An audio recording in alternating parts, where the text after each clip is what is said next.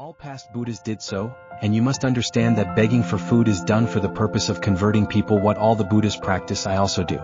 After ending his speech, the Buddha explained some fundamentals of the Buddha Dhamma to King Suddhodana to dispel his father's anger. Then the king took the bowl from the Buddha's hand and asked him and his disciples to accept food in the palace.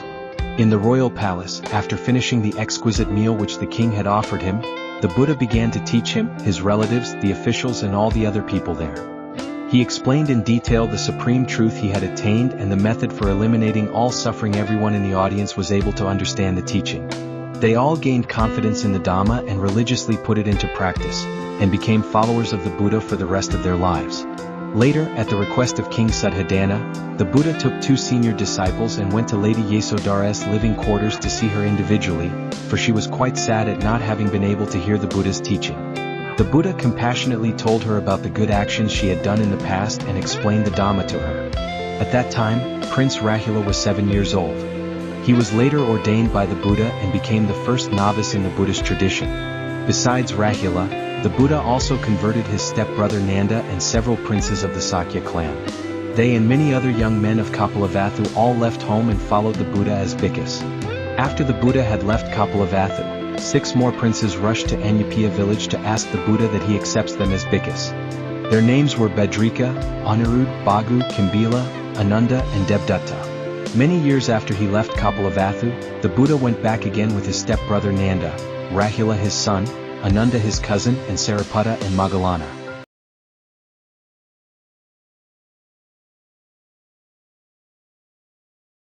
This time, he went to visit his father King Suddhodana, who was seriously ill.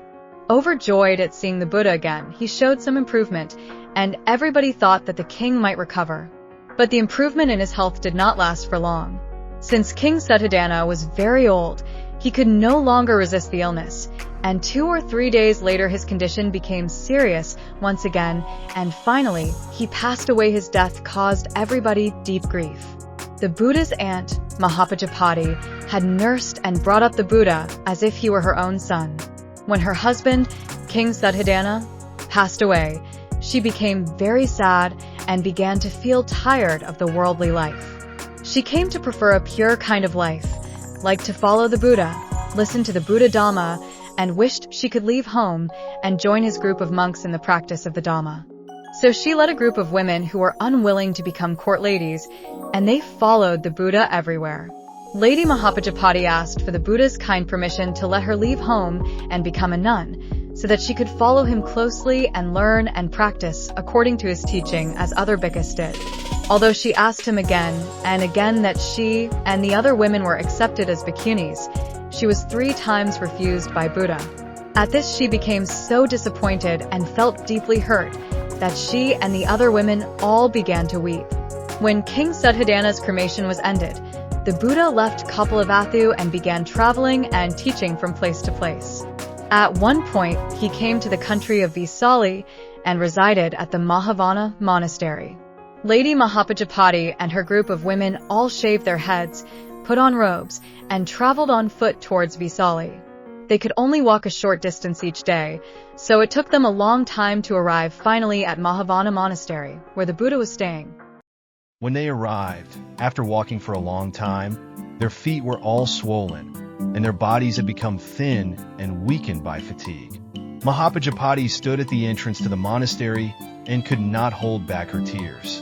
Ananda had just come out of the monastery gate and found the lady weeping sorrowfully. He asked her why she was crying.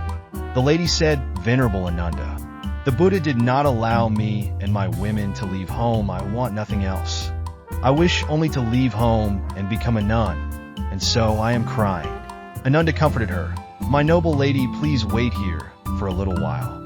If this is so, I shall ask the Buddha to allow women to practice the Dhamma as well as the bhikkhus." Promising the lady that he would do all that he could to help her, Ananda then went back into the monastery to see the Buddha. With deep respect, he asked that the Buddha show his mercy and let women leave home as men were allowed to do, but the Buddha replied, "Anandano, no, do not ask me to do this." Ananda did not back down, but, with courage, persisted in his plea for a second and even a third time, but even so the Buddha refused his request each time. Ananda thought to himself, the Buddha does not consent to my direct request. Maybe he will consent if I plead in a different way. So he asked Buddha, if women quit worldly affairs and become nuns and strictly practice pure living according to the Dhamma, will they be able to attain the four fruits? Will they be able to attain Nibbana? The Buddha replied, Ananda, if women quit worldly affairs, become nuns and practice according to the Dhamma, they too can during this present lifetime attain Nibbana and the stage of Arahant. Ananda then said, in that case, I beg you to consider that Lady Mahapajapati has in past done you the greatest favor, because she is your aunt as well as your foster mother. Buddha, I beg you, for the sake of this lady, kindly allow women to leave home like men, so that they can also practice the Buddha Dhamma in pursuit of the highest noble truth that you have explained to the people of the world. The Buddha said, all right, Ananda, if Lady Mahapajapati is willing to observe the 8 monastic rules strictly, I shall allow her to leave home. Then he explained those 8 rules of conduct to Ananda, and finally he stood up and said, Ananda, if Lady Mahapajapati willingly observes these 8 rules all her life, she can be considered a bhikkhuni, having obtained the Buddha's permission. Ananda went out to tell Lady Mahapajapati what the Buddha said. The lady was very happy, and she said to Ananda, Venerable Anandayam, girls love to dress up. They shampoo and bathe themselves, and then, with both hands, raise beautiful fragrant flower garlands to place on their heads, carefully adjusting and fixing this decoration. Likewise, I shall observe the 8 rules as if they were a garland of flowers on a young girl's head, and make sure that this garland does not fall from my head throughout my life. Ananda returned to see the Buddha once again, bowed, and then said, Buddha, Lady Mahapajapati is willing to observe strictly the 8 rules that you have given, so her desire to become a bhikkhuni has been fulfilled. The Buddha said, Ananda, with women in the order the correct teaching of the Dhamma will last for a shorter period than just with men, because this will create more difficulties in the saga. With women as nuns, the Buddha Dhamma cannot last for very long. So, in the 5th year after the Buddha's enlightenment, the order of bhikkhuni was established. According to the Joined Saga, starting with Mahapajapati as the first bhikkhuni, the time of prevalence of the Dhamma would be shortened by 500 years. Of all the disciples of the Buddha, Ananda, his cousin, revered the Buddha most. He was therefore selected to be the Buddha's close attendant. Another of the Buddha's cousins had also left home and similarly become a monk when the Buddha was 55 years old. But this cousin's actions were opposite to Ananda's. Instead of respecting and helping the Buddha, he competed with him on every occasion, was very envious of him, and tried every trick, with the help of evil people among his relatives and friends, to disrupt the Sagathi's cousin's name was Devadatta. Devadatta was a conceited man. He was especially dissatisfied because Sariputta and Moggallana, both not of the Sakya clan, had been chosen to be the Buddha's chief disciples and were very much honored by all. So he left the saga and went alone to Rajagaha in order to contact Ajatasattu, the crown prince of Kingdom Bimbisara. At Rajagaha he spoke in a manner that Prince Ajatasattu admired and gained his respect. So the prince built a beautiful monastery near Rajagaha, which was to be used exclusively as Devadatta's residence, and promised to support him forever. Many years later, the Buddha went to Rajagaha again. Devadatta visited him and requested his permission to establish a new saga with himself as leader. The Buddha turned down his request, explaining that anything that divided a saga would not result in good consequences. But Devadatta continued with his plan regardless of the Buddha's warning, and he had the complete support of Prince Ajatasattu. However, King Bimbisara, the prince's father, remained a firm supporter of the Buddha and refused to cooperate in establishing the new saga. Using dishonest means, Devadatta enticed Prince Ajatasattu so that he trusted Devadatta completely and did everything according to his wishes. When Devadatta was satisfied that he had firm control over the prince's will, he suggested to Prince Ajatasattu that he should expel his father and become king of Magadha himself, for then he could do whatever he liked. Such as helping Devadatta establish the new saga.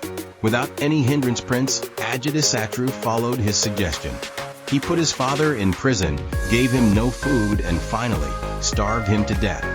This incident occurred in the 37th year after the Buddha attained the state of perfect enlightenment. Now Devdatta had enough power to make his move, because the new king was his friend and supporter, willing to do whatever Devdatta proposed to him. So Devdatta asked the prince to hire a group of skillful archers for a high pay to kill the Buddha. But when they came to the Buddha's residence and noticed the kindness and equanimity in the Buddha's manner, they were very much impressed and immediately realized that they should not harm the Buddha. So they went all together to the Buddha and confessed to him that they felt guilty at being hired to perform such an evil act. The Buddha forgave them and comforted them, and they, in turn, all vowed to follow the Buddha as his disciples. When all plots to kill the Buddha by using other people failed, Devdatta decided to do it himself. He waited on the side of Gajaka mountain above a road near the Buddha's residence, which the Buddha often used to go on. One evening, just as the Buddha was walking by, Devdatta, hiding above, pushed a huge stone down the hillside, intending to kill the Buddha. But the stone, which was aimed at the Buddha's head, suddenly broke into many small pieces. Only one sharp fragment hit the Buddha's foot, causing some bleeding, but no serious damage. The Buddha returned to the monastery and received treatment from the famous physician Jivaka. Again his deadly plot had failed, but Devdatta still wanted to harm the Buddha. This time he planned to set loose the wild elephant Njur in order to kill the Buddha on the road the Buddha took when he went begging for food at Rajaga. However, when the wild elephant approached the Buddha, it did not act as Devdatta had expected, but on the contrary became calm, because it was tamed by the Buddha's enormous loving kindness. So, Devdatta could do nothing and he gave up his plans to murder the Buddha, yet he still wanted to disrupt the saga. In order to give Bhikkhu the impression that what he practiced was even stricter than what the Buddha taught, Devdatta once again went to see the Buddha, acting as if he had never even tried to disrupt the saga. He asked the Buddha to enforce a stricter code of behavior as other monastic sects did, such as not allowing bhikkhus to live in covered houses, but only in the open, under trees in the forest. He also asked the Buddha to stop bhikkhus from eating any kind of meat, and he suggested to the Buddha that anyone who did not observe this rule should be expelled from the saga. The Buddha openly refused Devdatta's request, saying, if some bhikkhus prefer to live in the open or under trees, they are free to do so. But if anyone does not like to do so, he may choose to live in whatever kind of accommodation his sponsor provides. But if someone does not wish to do so, he does not have to. Finally, the Buddha warned Devdatta, do not attempt to do anything to break up the saga, for you will reap the evil fruits of such an attempt. Devdatta, however, paid no attention to the Buddha's warning and left feeling very spiteful. Soon he led away a group of bhikkhus who trusted him, formed a new saga in the country with himself as their leader, and strictly observed his new code of living. Being aware of all this, the Buddha sent Sariputta to advise this group of bhikkhus to get themselves out of this unfortunate situation. Sariputta arrived just as Devdatta was taking his nap. He then related honestly what the Buddha's view was regarding the formation of the new saga, and also pointed out to them many facts about Devdatta's character and actions. This new information and insight changed the minds of all the bhikkhus, and they all returned to the Buddha with Sariputta. When Devdatta woke up from his afternoon nap, he noticed that everywhere it was unusually still. He came out to investigate, and there was not a single bhikkhu remaining. After a while, others told him that Sariputta had come and talked to the bhikkhus, and took them back to the Buddha. Devdatta was furious, but since he could not walk for a long way because his body was weak, he ordered his servants to prepare the sedan chair and to carry him to see the Buddha, so that he could find out what the Buddha's purpose was in drawing back to himself all the bhikkhus.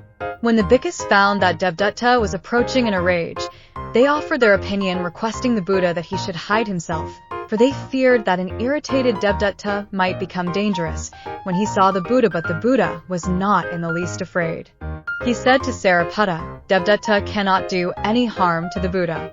Later on, people found that what the Buddha had said was entirely true. For the bhikkhus were soon informed that Devdatta had died unexpectedly when the chair-bearers paused on the road for a short rest. From that time until the Buddha's parinibbana, The saga was never disrupted again, the Buddha taught and converted people for 45 years. He traveled to and from the neighboring kingdoms in India, both large and small, always on foot, never using any vehicle. During the rainy seasons, he stayed at monasteries offered to him by various patrons.